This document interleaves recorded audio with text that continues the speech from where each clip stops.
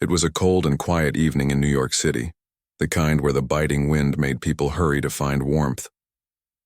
On this particular night, Emily Carter, a young waitress in her mid-20s, was working at an upscale restaurant called the Velvet Lounge. The restaurant was known for its luxurious ambiance with dim lighting, crystal chandeliers, and soft jazz music playing faintly in the background. It was a place frequented by wealthy businessmen, celebrities, and socialites who came to enjoy gourmet meals and fine wine.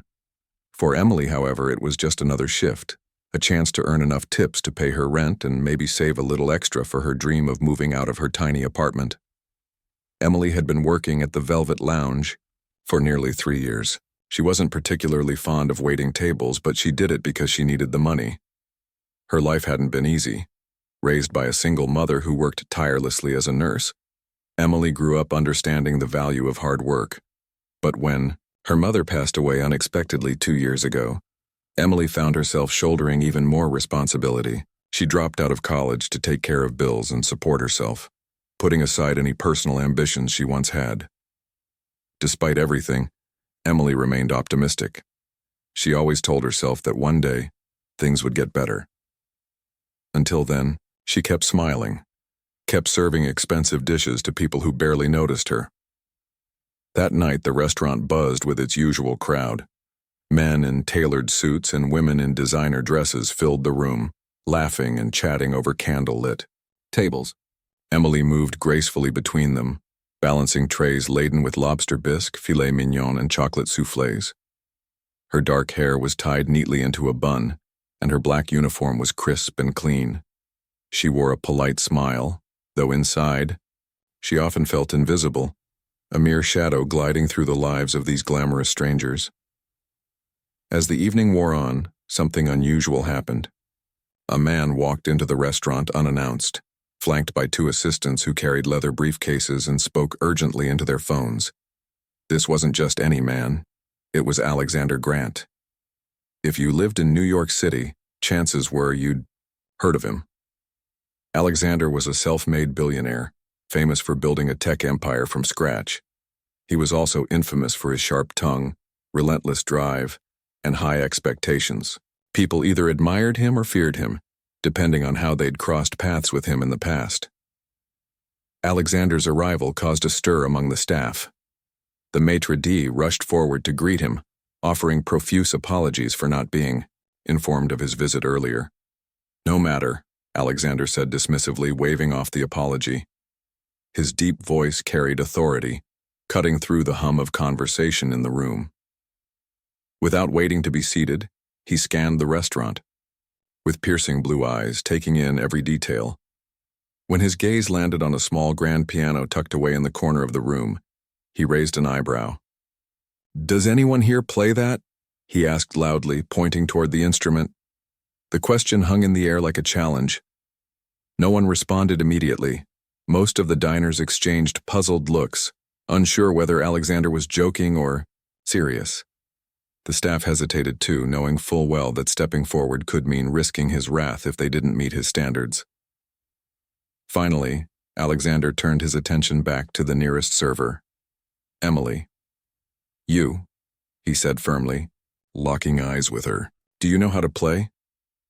Emily froze mid-step, her heart pounding in her chest. She had been carrying a tray of desserts when Alexander singled her out. For a moment she thought about denying it, pretending she had no idea what he was talking about. But lying wouldn't solve anything.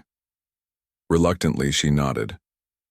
"Yes, sir," she admitted softly, avoiding his intense gaze. Alexander leaned back slightly, studying her with curiosity.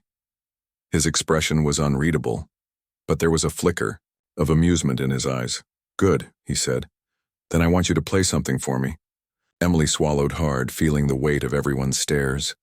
She glanced around nervously, searching for an escape route. The other servers avoided making eye contact with her, clearly relieved that Alexander hadn't chosen them instead. Meanwhile, the diners watched with growing interest, eager to see what would happen next. Some whispered excitedly, speculating about why such a powerful man cared so much about a random waitress playing the piano. I don't think this is appropriate," Emily finally managed to say, hoping he might let her off the hook. But Alexander wasn't someone who accepted excuses easily. His jaw tightened ever so slightly and his tone grew colder. "Humor me," he commanded, leaving no room for argument. Feeling trapped, Emily set down her tray and reluctantly walked toward the piano. Each step felt heavier than the last, her mind racing with doubts. What if she messed up? What if the song sounded terrible? She hadn't touched a piano since high school, and even then, she'd only played for fun during family gatherings. As she sat down on the bench, her hands trembled visibly. The murmurs in the room grew louder, adding to her anxiety. Taking a deep breath, she placed her fingers on the keys and closed her eyes, trying to block out the pressure. For a few seconds, there was silence. Then, tentatively, Emily began to play.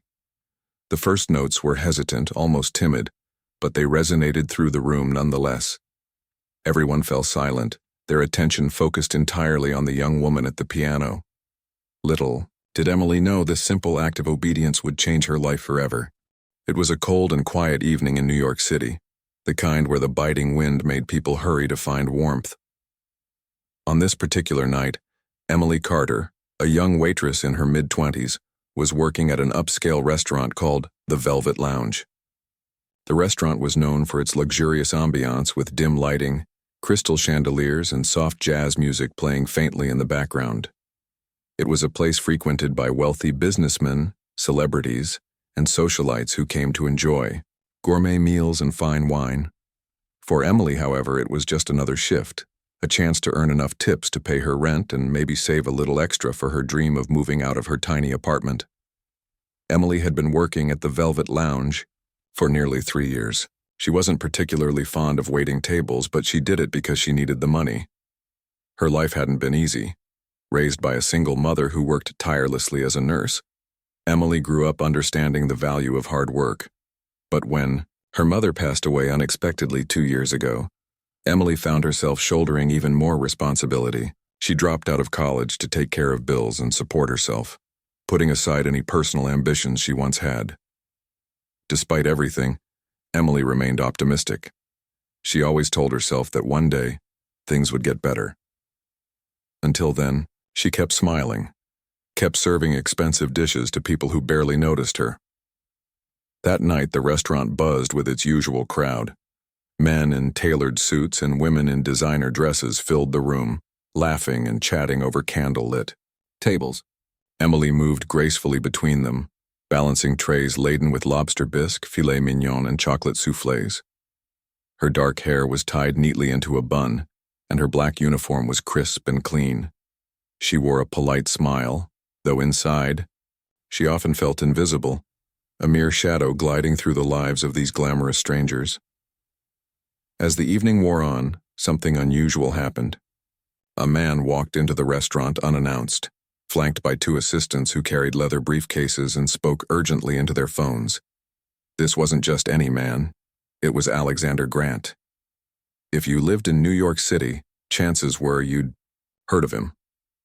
Alexander was a self-made billionaire, famous for building a tech empire from scratch. He was also infamous for his sharp tongue, relentless drive, and high expectations. People either admired him or feared him, depending on how they'd crossed paths with him in the past. Alexander's arrival caused a stir among the staff. The maitre d' rushed forward to greet him, offering profuse apologies for not being informed of his visit earlier. "No matter," Alexander said dismissively, waving off the apology. His deep voice carried authority, cutting through the hum of conversation in the room. Without waiting to be seated, he scanned the restaurant, with piercing blue eyes, taking in every detail. When his gaze landed on a small grand piano tucked away in the corner of the room, he raised an eyebrow. "Does anyone here play that?" he asked loudly, pointing toward the instrument. The question hung in the air like a challenge. No one responded immediately. Most of the diners exchanged puzzled looks, unsure whether Alexander was joking or serious. The staff hesitated too, knowing full well that stepping forward could mean risking his wrath if they didn't meet his standards. Finally, Alexander turned his attention back to the nearest server. "Emily, you. he said firmly, locking eyes with her. Do you know how to play? Emily froze mid-step, her heart pounding in her chest. She had been carrying a tray of desserts when Alexander singled her out. For a moment she thought about denying it, pretending she had no idea what he was talking about. But lying wouldn't solve anything. Reluctantly, she nodded. Yes, sir, she admitted softly, avoiding his intense gaze. Alexander leaned back slightly, studying her with curiosity. His expression was unreadable, but there was a flicker of amusement in his eyes. Good, he said. Then I want you to play something for me. Emily swallowed hard, feeling the weight of everyone's stares. She glanced around nervously, searching for an escape route. The other servers avoided making eye contact with her, clearly relieved that Alexander hadn't chosen them instead. Meanwhile, the diners watched with growing interest, eager to see what would happen next. Some whispered excitedly, speculating about why such a powerful man cared so much about a random waitress playing the piano. I don't think this is appropriate, Emily finally managed to say, hoping he might let her off the hook. But Alexander wasn't someone who accepted excuses easily. His jaw tightened ever so slightly and his tone grew colder. Humor me, he commanded, leaving no room for argument. Feeling trapped, Emily set down her tray and reluctantly walked toward the piano. Each step felt heavier than the last, her mind racing with doubts. What if she messed up? What if the song sounded terrible? She hadn't touched a piano since high school, and even then, she'd only played for fun during family gatherings. As she sat down on the bench, her hands trembled visibly. The murmurs in the room grew louder, adding to her anxiety. Taking a deep breath, she placed her fingers on the keys and closed her eyes, trying to block out the pressure. For a few seconds, there was silence. Then, tentatively, Emily began to play. The first notes were hesitant, almost timid, but they resonated through the room nonetheless. Everyone fell silent, their attention focused entirely on the young woman at the piano. Little did Emily know this simple act of obedience would change her life forever. Over the next few weeks, Emily's life transformed in ways she could never have imagined. Her days were now divided between her shifts at the Velvet Lounge and intense rehearsals arranged by Alexander. He spared no expense, enlisting top-tier instructors to guide her and providing access to some of the finest studios in the city. For someone who had spent years juggling waitressing jobs and barely making ends meet, this sudden immersion into a world of luxury and opportunity felt surreal. Yet despite the whirlwind of changes, Emily found herself embracing it all with a mix of determination and awe. The first instructor Alexander hired was Madame Leclerc, a stern yet brilliant pianist from France known for her exacting standards. On their initial meeting, Madame Leclerc scrutinized Emily's technique with an eagle-eyed precision that left Emily feeling both intimidated and humbled. "Your foundation is strong," Madame said after listening to Emily play through several pieces. "But your interpretation lacks depth. You must feel the music, not just hear it." At first, Emily struggled under Madame Leclerc's rigorous demands. There were moments when frustration bubbled over, and she questioned whether she was cut out for this level of discipline. But every time doubt crept in, she reminded herself of how far she had already come, and how much farther she wanted to go. Alexander attended many of these sessions, sitting quietly in the corner while Emily practiced. Though he rarely spoke, during the lessons his presence was always felt. Occasionally he would interject with feedback, his tone firm but not unkind. "Slow down here," he might say, pointing to a section of sheet music. "Let the notes breathe." His comments often surprised Emily. They revealed a side of him she hadn't expected, a man who appreciated artistry and nuance even if he didn't openly express it. Over time, she began to see him less as the intimidating billionaire who had coerced her into playing piano, and more as someone genuinely invested in her growth. As the weeks passed, Emily noticed subtle shifts in Alexander's demeanor around her. Gone was the brusque businessman who barked orders without explanation. In his place stood a man who laughed more freely, who asked questions about her day and listened intently to her answers. During one particularly grueling rehearsal, when Emily made the same mistake repeatedly despite her best efforts. Alexander surprised her by stepping in. Instead of criticizing her, he walked over to the piano and sat beside her.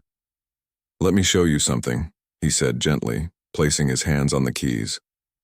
Together, they worked through the challenging passage, his guidance patient and encouraging. By the end of the session, Emily realized she wasn't just learning how to play better, she was also learning to trust him. Outside of rehearsals, Alexander began inviting Emily to events hosted by his company. These gatherings were worlds apart from anything she had experienced before. Glittering galas filled with champagne flutes, designer gowns, and conversations about mergers and acquisitions. At first, Emily felt completely out of place, unsure of what to say or how to act, but Alexander took care to ease her discomfort, introducing her to people and ensuring she felt included. One evening, at a charity ball held at a sprawling penthouse overlooking Central Park, he leaned close to her and whispered, "You belong here, Emily. Don't let anyone make you think otherwise." Despite the glamour of these events, Emily's favorite moments remained the quieter ones shared with Alexander. Late-night drives through the city became a ritual of sorts, where they talked about everything from childhood memories to future aspirations. Emily learned that beneath Alexander's polished exterior lay a man burdened by responsibilities and expectations. He confessed that building his empire had come at a cost, the loss of meaningful relationships, the absence of joy and simple pleasures. Listening to him, Emily saw vulnerability in a way she never had before.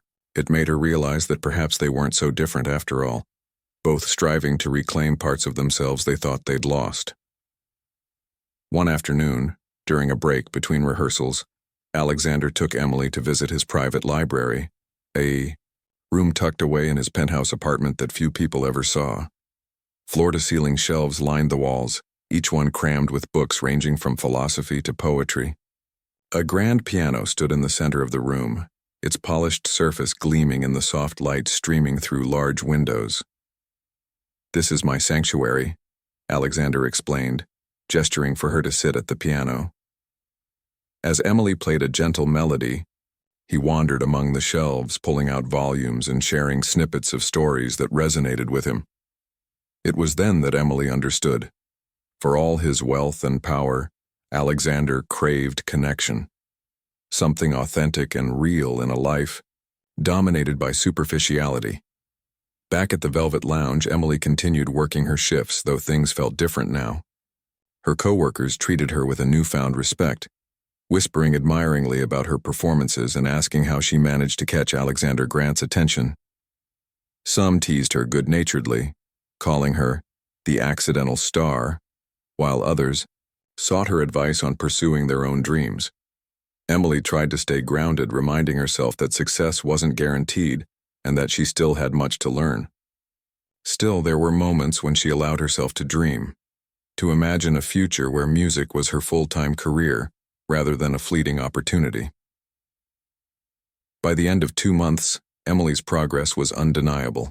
She played with a confidence and elegance that amazed even herself. Madame Leclerc praised her improvement, noting that she had finally begun to own the music rather than simply performing it. Alexander, too, seemed pleased, though he rarely gave direct compliments. Instead, he showed his approval in subtler ways, by arranging for her to perform at smaller, exclusive events where she could gain experience without overwhelming pressure. Each performance brought new challenges and triumphs, further solidifying Emily's belief that she was capable of greatness. Yet, amidst all the excitement, Emily couldn't shake the feeling that something bigger was brewing.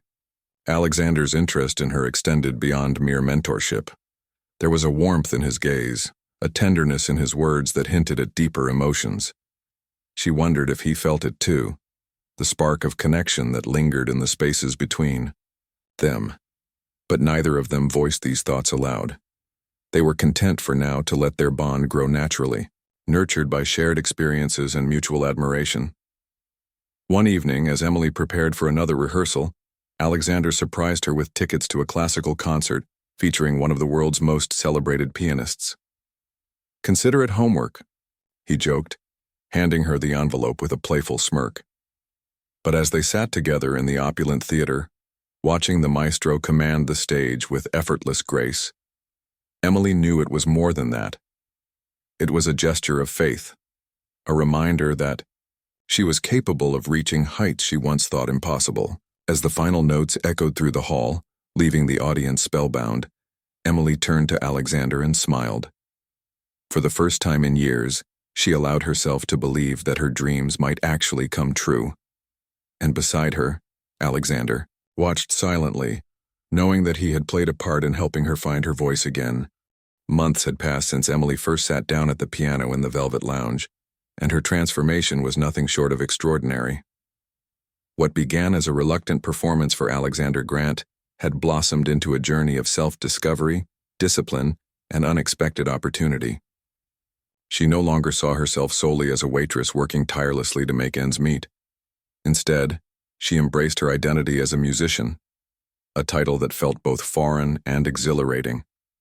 Her confidence grew with every note she played, every lesson she mastered, and every compliment she received from audiences who were captivated by her talent.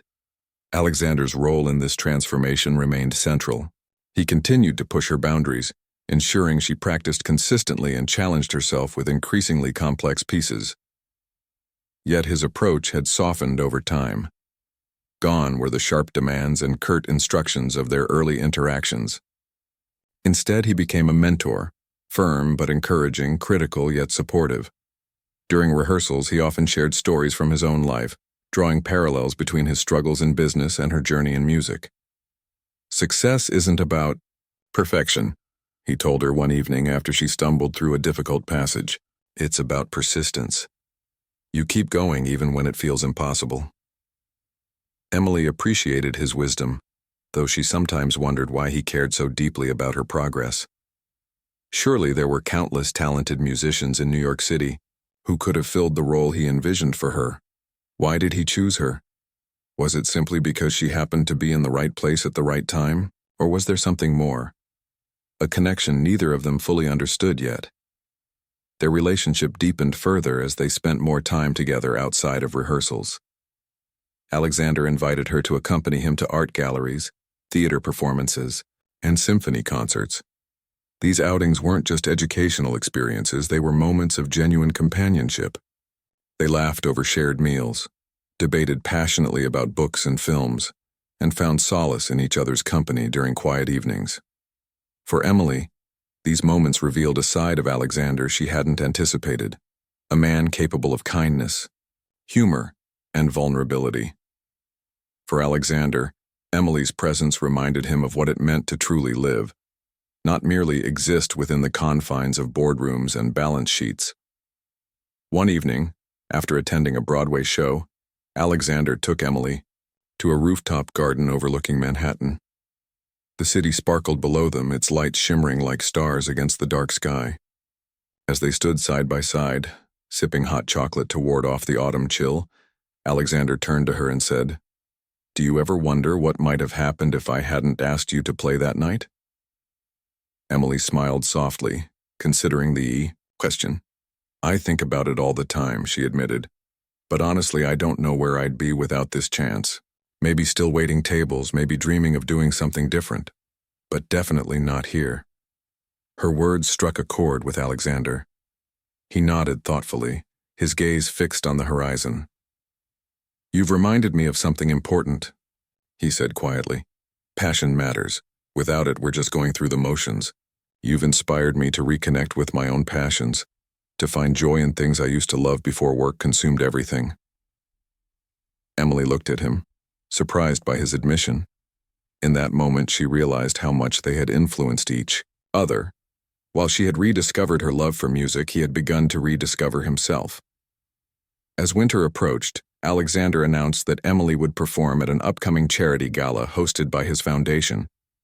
It was a high-profile event attended by influential figures from various industries, and Emily couldn't help but feel nervous. This wasn't just another rehearsal or small gathering. It was the biggest stage she had ever stepped onto. To ease her anxiety, Alexander assured her that she was ready. "Trust yourself," he said firmly. "You've worked harder than anyone I know. Just let the music speak for itself." In preparation for the gala, Emily poured every ounce of energy into perfecting her performance. Madame Leclerc drilled her relentlessly, focusing on nuances in phrasing and dynamics. Other instructors helped her refine her stage presence, teaching her how to carry herself with poise and grace. Meanwhile, Alexander oversaw every detail, from selecting the repertoire to arranging the lighting and acoustics for the venue. His dedication left no room for doubt. He believed in her completely.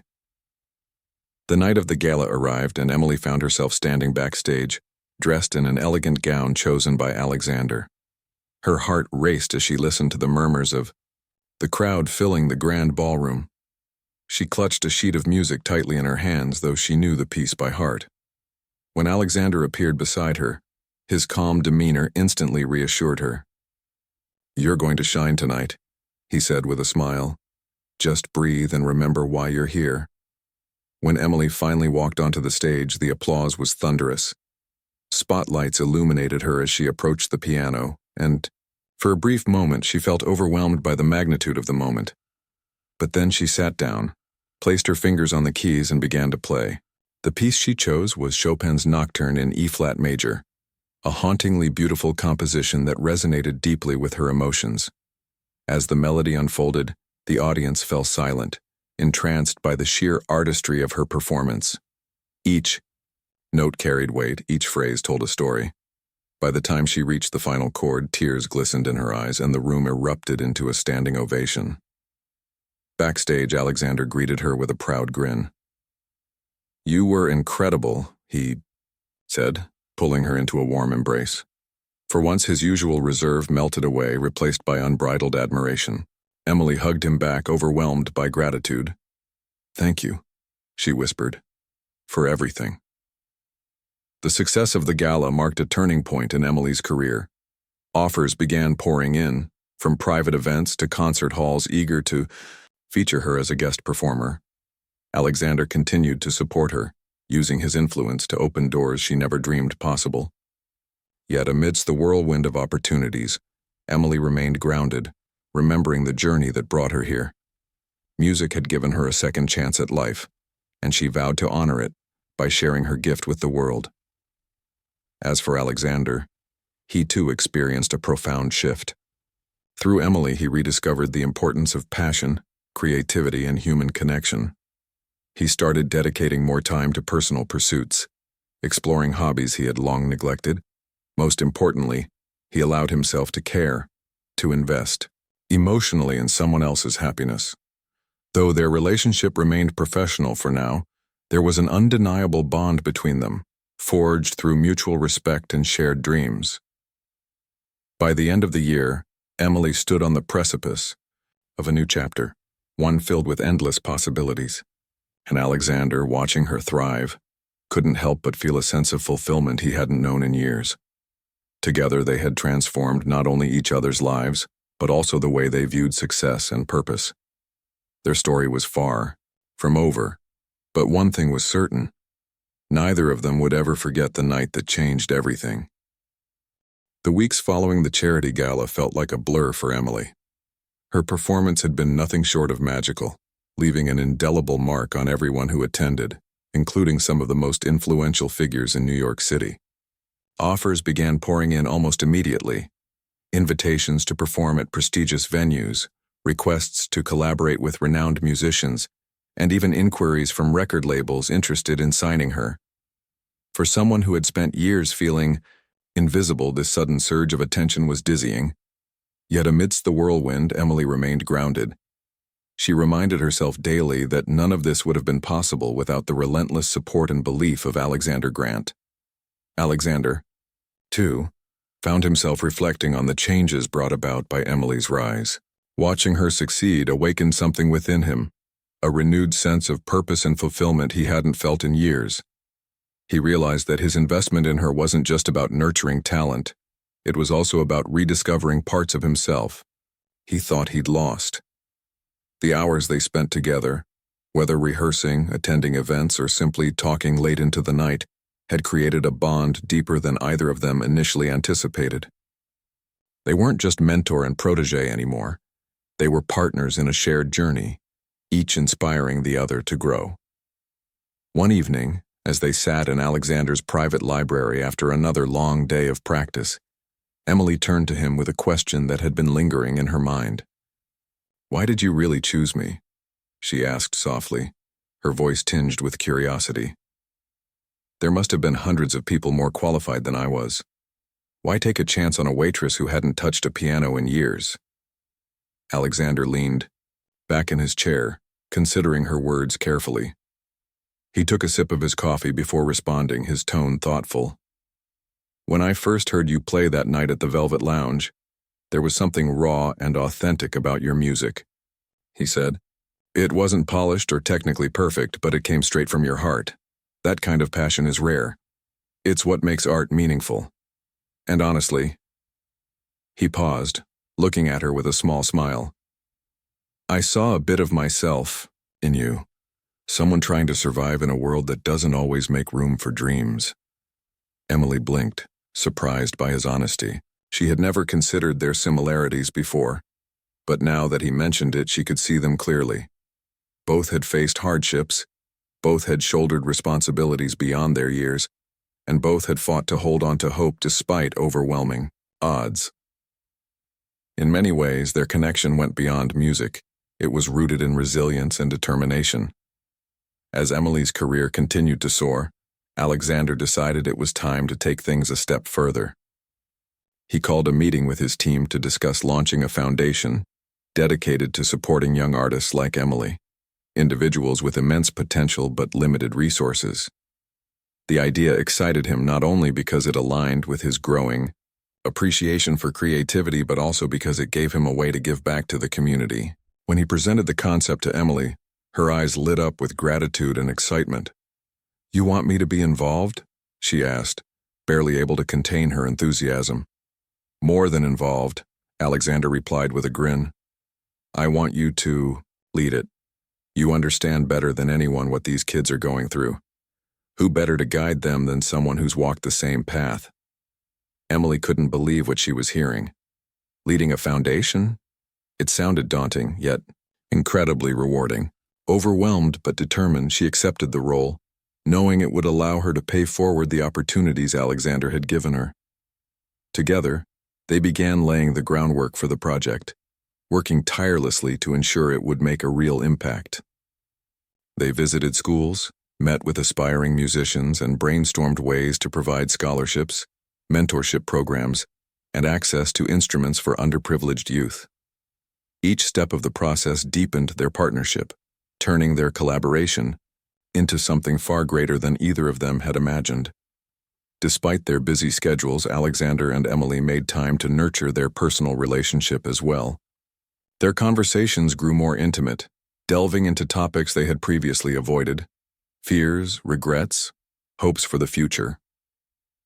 One chilly December evening, as snowflakes drifted lazily outside Alexander's penthouse window, Emily confessed, something she had kept hidden for months. "Sometimes I worry I'm not good enough," she admitted, her voice barely above a whisper. "What if I fail? What if I disappoint everyone who's believed in me?" Alexander reached out, placing a reassuring hand over hers. "Failure isn't the end," he said gently. "It's part of the process. Look at me, I've failed countless times, but those failures taught me more than any success ever could. And as for disappointing people," he chuckled softly, "trust me, no one expects perfection from you except yourself. Just keep being honest, keep working hard, and everything else will fall into place." His words comforted her, easing the weight of self-doubt that often crept in during quiet moments. She realized then that Alexander wasn't just her mentor or benefactor. He was her anchor, someone who steadied her when life felt uncertain. And though neither of them explicitly acknowledged it, there was an undeniable romantic tension simmering beneath the surface. Their bond had evolved into something profound, blending admiration, trust, and affection in ways neither fully understood. By spring, the foundation was ready to launch, and Emily stood beside Alexander at the unveiling ceremony. Dressed in a sleek emerald gown, she addressed a crowd of reporters, donors, and aspiring artists, sharing her story and expressing her gratitude for the opportunity to help others. As she spoke, her voice trembled with emotion, but her message was clear. Dreams were worth fighting for, and no one should have to face the journey alone. After the event, Alexander pulled her aside, his expression unusually serious. "Emily," he began, hesitating briefly before continuing, "I need to say something. These past months have changed me in ways I didn't expect. You've reminded me what it means to truly live, to care deeply, to dream boldly, and to believe in possibilities. And I think I've fallen for you." Emily stared at him, stunned. Her heart raced as she processed his confession. Part of her had suspected his feelings for a while, but hearing him say it aloud sent a wave of warmth coursing through her. "Alexander," she whispered, smiling through tears, "I think I've fallen for you too." They shared a quiet moment together, the world around them fading away as they embraced. It wasn't just a declaration of love. It was an acknowledgement of how far they had come individually and as a team. From the night he demanded she play piano to this very moment, their lives had intertwined in ways neither could have predicted. And though challenges undoubtedly lay ahead, they faced them together, united by music, ambition, and an unshakable connection. For Emily, the road ahead promised endless possibilities, not just as a musician, but as a leader, mentor, and partner. And for Alexander, the joy of seeing her thrive reignited his own passions, reminding him that success wasn't measured solely by wealth or power, but by the lives we touch along the way. Together, they stepped into the future, ready to write the next chapter of their extraordinary story. A year had passed since Emily's life transformed in ways she could never have imagined. The foundation Alexander had envisioned was now thriving, offering scholarships, mentorship programs, and resources to young artists across the city. Emily served as its artistic director, pouring her heart into every initiative and watching with pride as talented kids discovered their potential. The foundation became more than just a platform. It was a beacon of hope for those who believed their dreams were out of reach. For Emily, leading it was both challenging and fulfilling, a role that pushed her to grow while allowing her to inspire others. Meanwhile, her musical career reached new heights. She performed at prestigious venues around the world, earning standing ovations and critical acclaim. Critics praised her ability to blend technical precision with raw emotion, calling her performances transcendent and life-changing. Yet despite the accolades, Emily remained humble, always attributing her success to the people who supported her along the way, especially Alexander. Their relationship had deepened over time, evolving from mentorship to romance. They balanced each other perfectly, with Emily's warmth softening Alexander's sharp edges and his wisdom guiding her through moments of doubt. One evening, Emily found herself standing backstage at Carnegie Hall, dressed in an elegant black gown adorned with subtle sequins. This was the culmination of everything she had worked toward, a solo concert at one of the most iconic stages in the world. As she glanced at the program in her hands, she couldn't help but smile. The event wasn't just about showcasing her talent. It also marked the official launch of the foundation's global expansion. Proceeds from ticket sales would fund international programs, bringing music education to underserved communities worldwide. Alexander stood beside her, his presence calming her nerves.